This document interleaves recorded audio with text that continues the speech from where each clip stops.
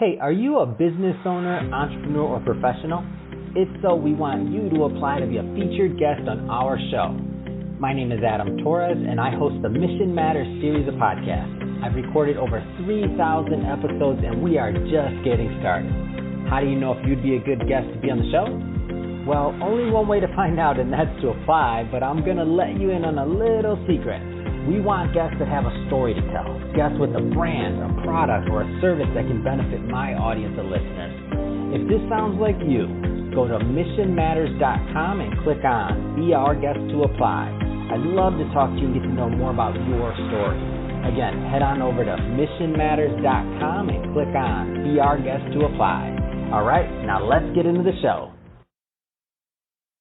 Hey, I'd like to welcome you to another episode of Mission Matters, your source for all things business. My name is Adam Torres, and if you'd like to be a guest on the show, just head on over to missionmatters.com and click on Be Our Guest to apply. All right, so today I have Dr. Stephen Beeson on the line, and he is founder at the Clinician Experience Project at Practicing Excellence. Stephen, welcome to the show. No, great to be here, Adam. All right, so excited to get into today's topic. Thank you. All right, Stephen. So we have a lot to cover today. So I'm really excited to get into the topic. So we'll get into your background, of course, and then we will talk about practicing excellence and what you're doing to really be an innovator, a healthcare innovator in your field. And maybe just to set the stage, let's go a little bit further into your background. So how did you get started on this path? Well, I got to tell you, it was never my plan. My vision was to be a full-time family medicine physician for 35 years after finishing residency and call it a day. But life sometimes has twists and turns that you could never envision. And for me, I finished my residency after going to medical school, undergraduate, and residency training at University of California, San Diego.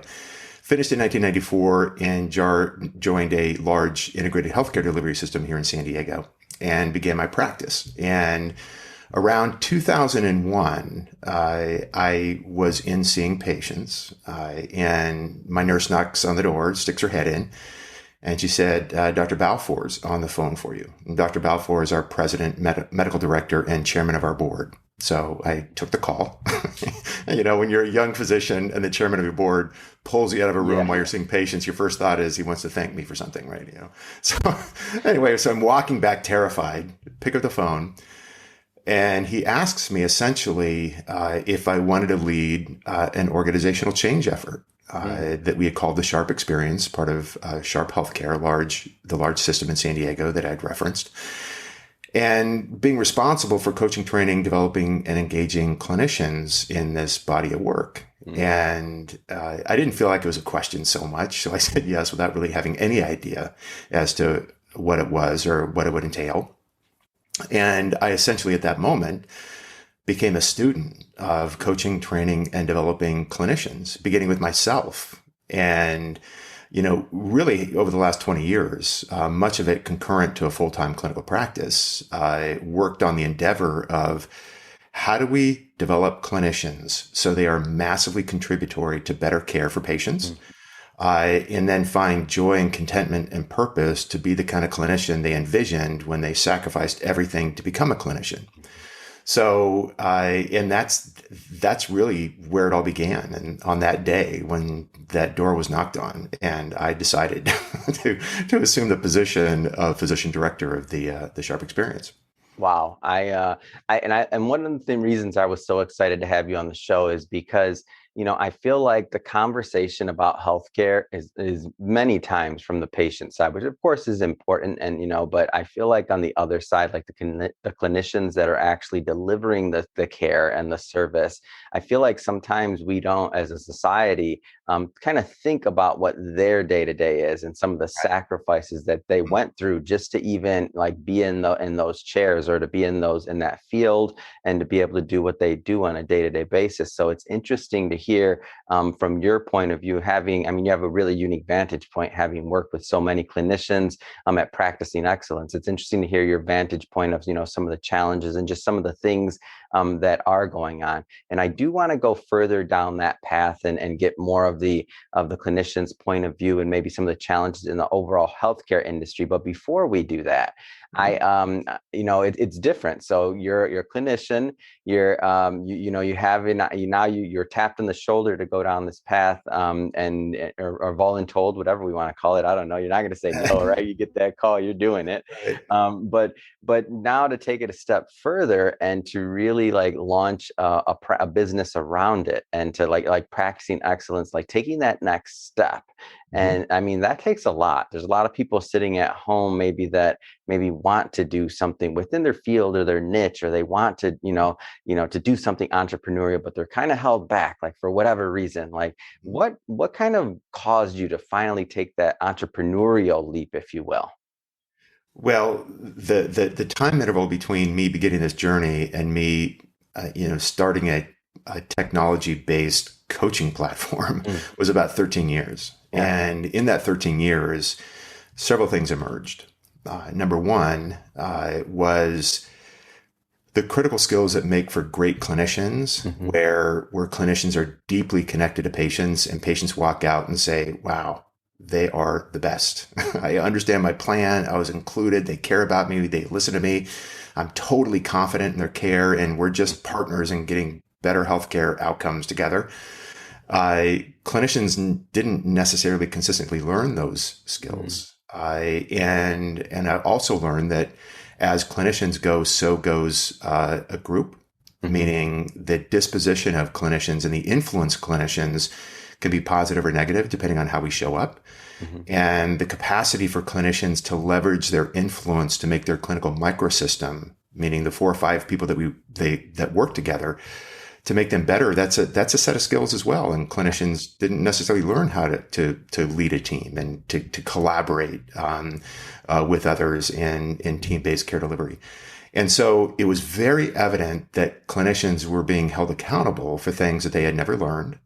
And I also found, and I think that the switch that prompted me to say, this is a calling that I got to pursue, is when I saw what happened for myself and the clinicians that were coached when they became really good at their craft, when they began to sort of crush it behind the exam room door, and patients would say at the end of a clinical encounter, you have no idea what kind of impact you've made.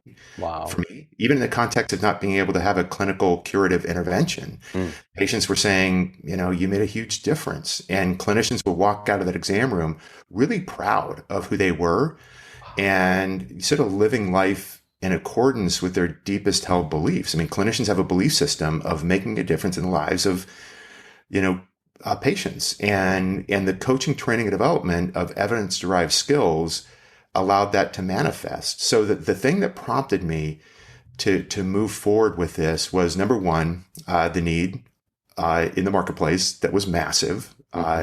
Number two, the impact that it had on the clinician's sense of vitality, enthusiasm, and meaning in their work. And number three, the outcomes that we were able to create, that clinicians could predictably get better by doing really, really simple skill building. And then, so that was, like I say, when you start something, you find a world problem and you match a solution to it, you prove that it works. And then you say, how am I going to take this to the world at large? And that was, the story in a nutshell. What are some of the challenges that then obviously I'm not asking you to correct the whole healthcare system here in one interview, but what are some of the challenges that you found and that you're addressing and working with clinicians through your coaching? Because I want to talk a little bit more about just the industry overall and maybe some of the challenges there. Yeah, so I think that there's several fold. Our fundamental mission is, as an enterprise healthcare solution, to help clinicians, care teams, and leaders really become their best and to thrive in their work, and again to contribute to better care for patients, and again to do so in a way that allows them to love coming to work on Monday morning. That's the fundamental mission. And in order to manifest that, we develop skills using a micro-learning platform at a few minutes a week on patient connectivity, team collaboration, and leadership effectiveness. So the challenges that most commonly are brought to us come from healthcare CEOs and chief medical officers and sometimes chief experience officers, where they say, gosh, Our clinicians are struggling. Our physician engagement is in the bottom decile. Clinicians are cynical, exhausted, frustrated, and leaving. We need to make conditions around here better for them and help them thrive in their work. So that's a use case that's not uncommon. Another one would be, gosh, we're in a competitive landscape. We've got really good healthcare delivery systems all in the same region competing for the same patients. And we know that patient loyalty is a critical element in regards to the financial stability of healthcare systems. Yeah. We want to deploy a strategy that reduces patient departure from our system, creates marketplace reputation, because patients saying, I have the most awesome doctor and group in the world is how still people make healthcare decisions, whether it's accessing digital information on the web or talking to a colleague at work. They're getting information not from a banner advertisement, but they're saying, do you have a clinician that you know, love, and trust? Mm-hmm. And when patients have the experience with clinicians who have been coached, trained, and developed, they walk out and they say, everybody I know, love, and care about has got to come here for their care. Mm-hmm. So those are two common scenarios. Addressing clinician well-being and setting conditions to allow clinicians to thrive personally and professionally, mm-hmm. How do we raise the patient centricity of our group so we're consistently and reliably delivering on the behaviors that fuel deep connection to patients, because that's a leading indicator of the viability of a healthcare system. If patients are bailing and leaving, it's 10 times more expensive to go get new patients than it is to keep the patients that you currently have. Let's stick on the topic of the healthcare system overall for a moment longer, and the role that the clinicians play, specifically in relation to culture and other things like that, like within the healthcare system and the impression that the patients have. I mean, tell us a little bit more about that in that role. Yeah, well, if you look at the impact of clinicians and what we contribute to the overall culture of a healthcare system, and how the system will perform. Clinicians are 90% of all clinical activity. We are 80 cents of every dollar that is spent in healthcare through professional services and the tests we order and the pharmacy that we prescribe. We are the principal determinants of the patient experience. All care team members are important, but in the ambulatory environment, the interaction with the clinician behind the exam room door is the strongest correlation. And probably the greatest qualitative assessment is the clinician behaviors are immensely contagious.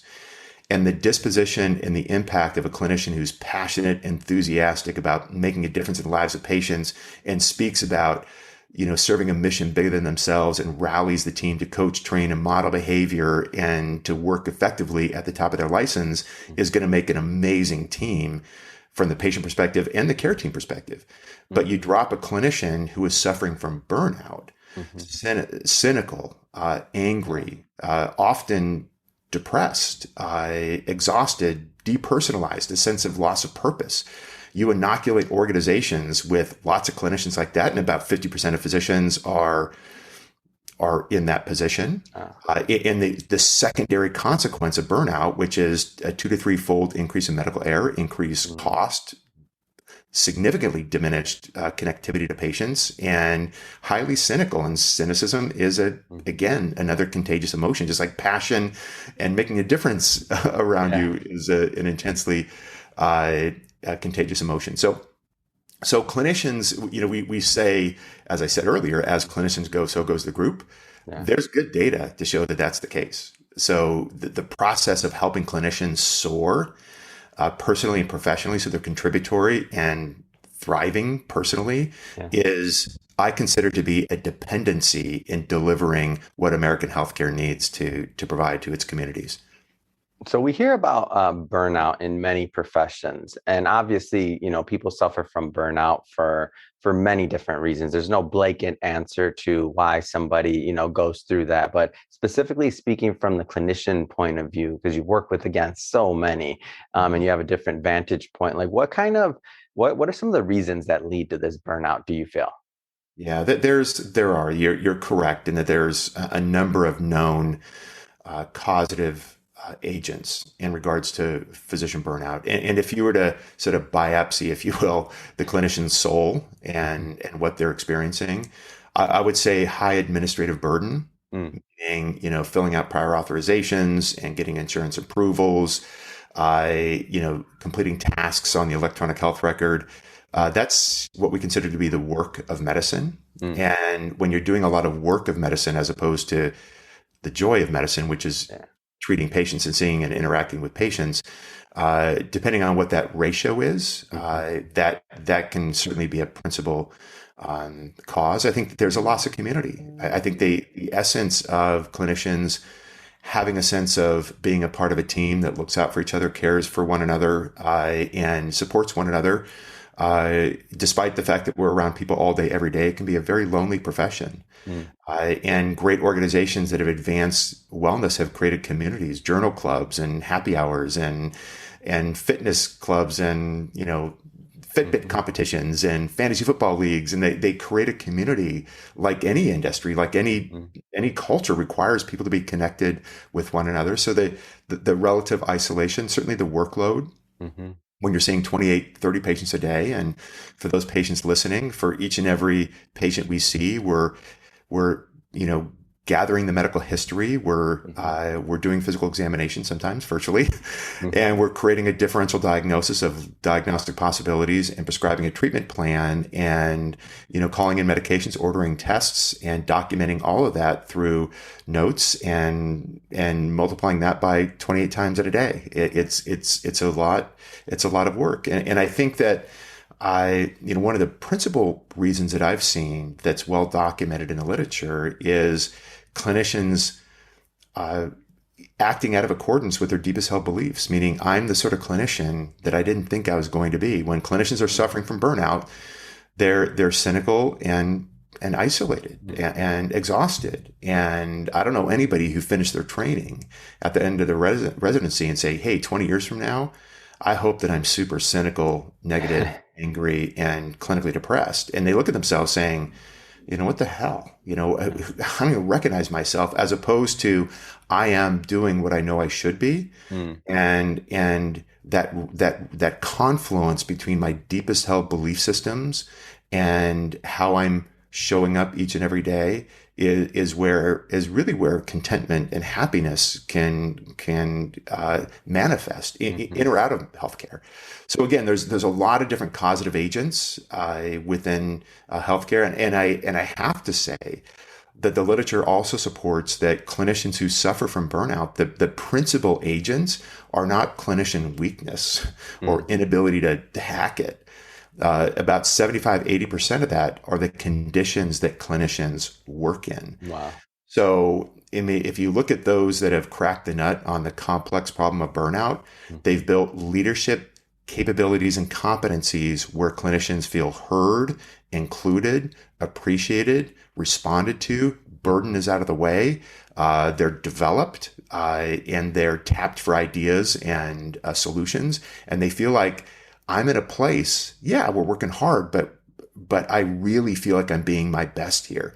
And leaders who are able to have that insight in regards to how do we lift clinicians to allow them to be their best, and leveraging them being their best to drive brand, patient loyalty, and the retention of physician talent. Because the loss of a single physician is $1 million. I mean, you can't subsidize that, in addition to compromising their contribution when they suffer from burnout. So, those are some of the commentary in regards to causative agents of burnout. So let's go further into practicing excellence. So a little bit more about the services. You mentioned coaching and really your approach to the process and to being a solution.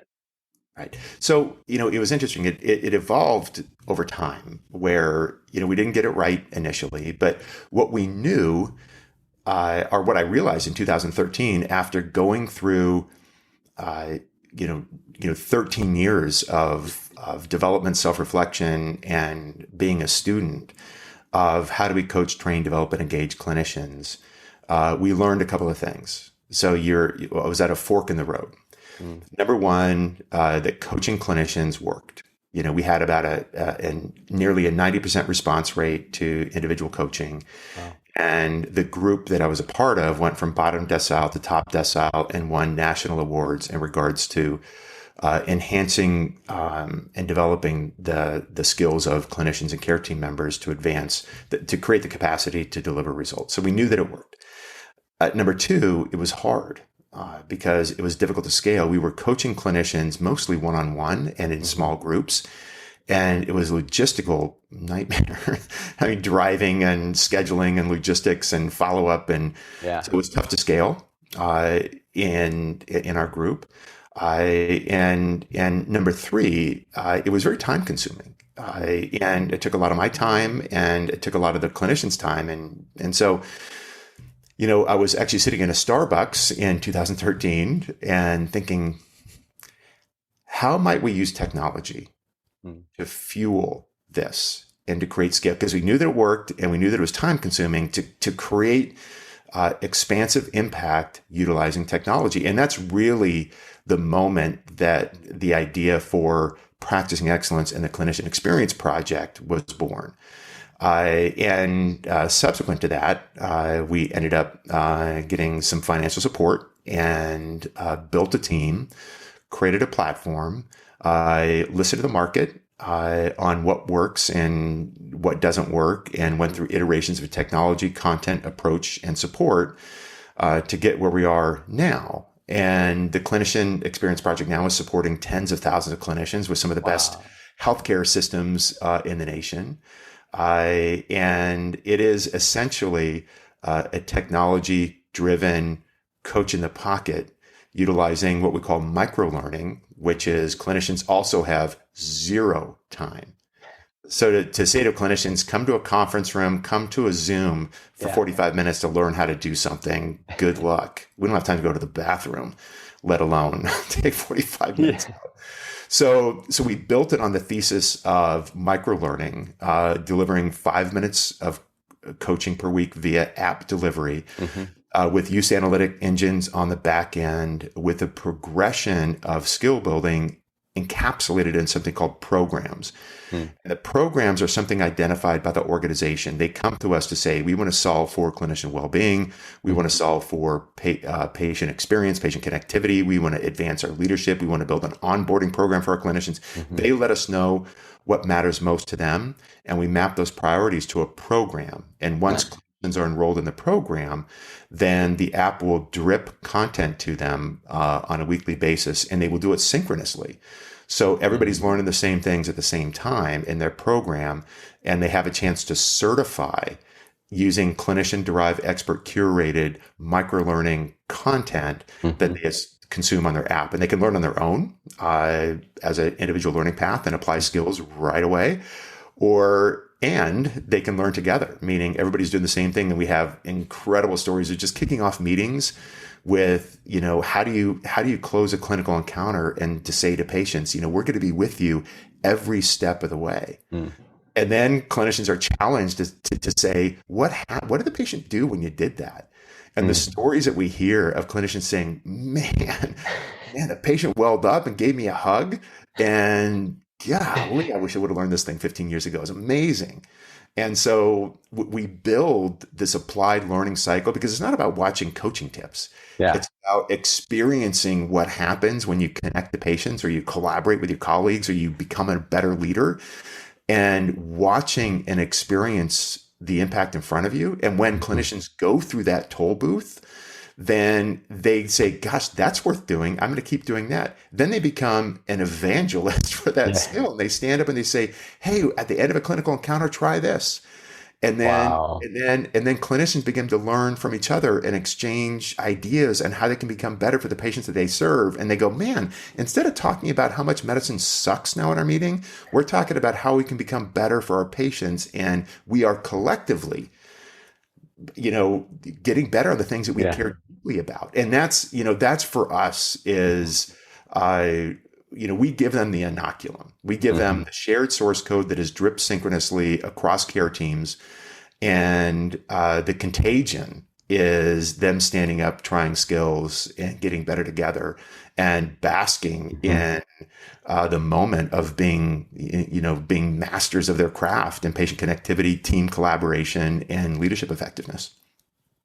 Go further along. This is, first off, an amazing story. And I can see that. Like, I can see, because it's contagious. It would be. I'm obviously not a clinician, but I'm thinking to myself, if I said that to a patient and they gave me a big hug or a smile, like, the clinician's going to be excited about that. They're going to be like, wow, I wasn't expecting that, first of all, number one. But number two, of course, they're going to tell their peers and colleagues about it. And since they're all being dripped the same content for the same programs, as you mentioned, it really does kind of, even though everybody obviously is on their own phone or wherever they're consuming the content, I feel like it would just create that sense of like camaraderie almost. Like, did you see the video? Did you see the video? Like that little couple minutes that they may have to at whatever point they find this, to where they're eating lunch or who knows what, and they have that moment to say, did you see that video? It just becomes something else that allows them to connect, like a shared experience. Right. We call it source code, meaning a shared source code. And in medicine, there's something called evidence-based care, which is you would rely on the medical evidence to determine what the best clinical activity is. And often that's built into what we call decision support. So if you're managing a particular condition, you rely on evidence so there's less variance regarding an approach, because you don't want 37 different ways of managing poorly controlled type 2 diabetes. You want to say, what's the evidence show to be the best ways?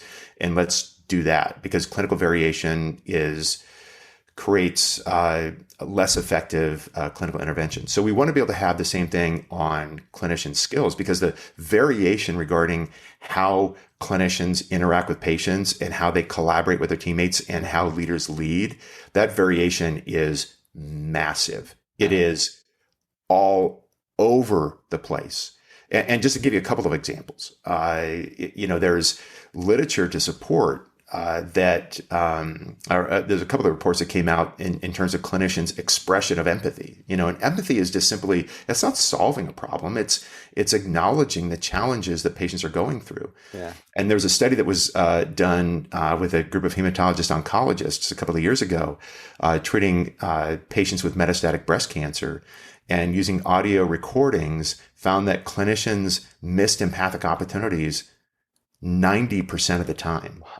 And then clinicians' self-assessment of their response to patient fear, worry, and concern was they gave themselves the highest rating. Meaning clinicians don't go, I'm going to go in and intentionally ignore the patient's fear, worry, and concern.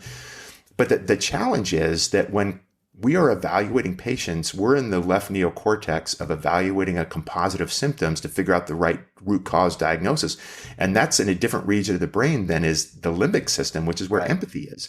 So our ability to have eyes wide open of the impact of illness on patients and to learn the skill of acknowledging and saying, I can't even imagine how hard this must be for you. We don't do that. And clinicians don't even know that they don't do it. And so imagine a healthcare system without empathy. It's like Twilight Zone. I mean, it's, and again, clinicians get this right on a multiple choice test. They know empathy for patients who are suffering. Yes. Exclamation point. But we don't actually do it. So the provision of skills and then to have the clinician say, gosh, this made such an impact. And I could list hundreds of examples of things that we currently do that reflect that there's high degrees of variance and profound inconsistency on super simple things that when clinicians do them, the patients say, I have the most amazing clinician. Wow. But I think most importantly, the clinicians drive home and they say, I was a doctor that I've always wanted to be. And the patients gave me the feedback to affirm that. And that's the essence, that's the nexus that we're looking to solve for. Clinicians contributing in a way that gives them joy and fulfillment and contribution to better care. So, Stephen, I have to ask you, the micro learnings, the delivery to the doctors, practicing excellence. Does this work? What kind of feedback have you received? Does the product work? Right. No, and I think that's a fair question because healthcare has been through hardship, and any decision that a healthcare leader makes in terms of capital allocation, Mm-hmm. they have to say, does this represent return on investment? Mm-hmm. Will we create meaningful, measurable outcomes as a result of an investment we make? And I happen to believe that the development of the skills of the people who are providing care to patients is the most important thing a leader can do. And so we're excited to share the fact that we're seeing extraordinary outcomes.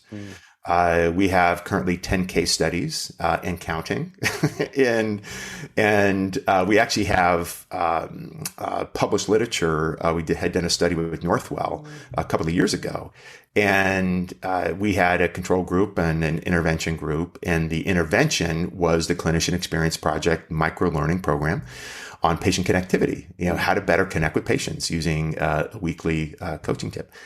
And the primary intervention was patient experience scores. And the secondary outcome was Maslow, which is a measure of physician burnout and what the impact would be on physician burnout. And what we found in the published study was all domain significant improvement in patient experience for those in the intervention group. Not a surprise. What we found in the secondary outcome was burnout reduction. And the burnout reduction was more prominent even than was the connectivity and improvement in patient experience, which is exactly qualitatively what I had observed with coaching clinicians 20 years ago to say, wow. Clinicians were saying, man, I wish I would have never learned this stuff before. And just that sense of pride and restoration and enthusiasm for the profession, patients would see a difference. But so we sort of have validated that the provision of skills to allow the generation of meaningful qualitative and quantitative outcomes, we feel like it's been verified. And so we're super excited about it. And what we do with our systems is it's not just a technology play. The technology solves for the scale, solves for everybody doing the same thing at the same time. It creates a performance management opportunity for certifying people in patient connectivity and leadership skills. But we support you, meaning we partner with each and every healthcare system to identify what are the things that matter most to you in terms of if we're successful here, what's happened culturally in terms of what it's like to be here, and what happens quantitatively in pre and post measurement outcomes. Because it's, we don't pursue metrics as our principal outcome, right? But data is the currency of healthcare. And if you're not moving a metric, then it's not happening. You have to be able to have quantitative proof that your intervention is working. We help teams identify which programs map to their priorities. Then we have a lift implementation playbook to fuel both engagement, participation, learning application, and diffusion of a coaching and learning culture.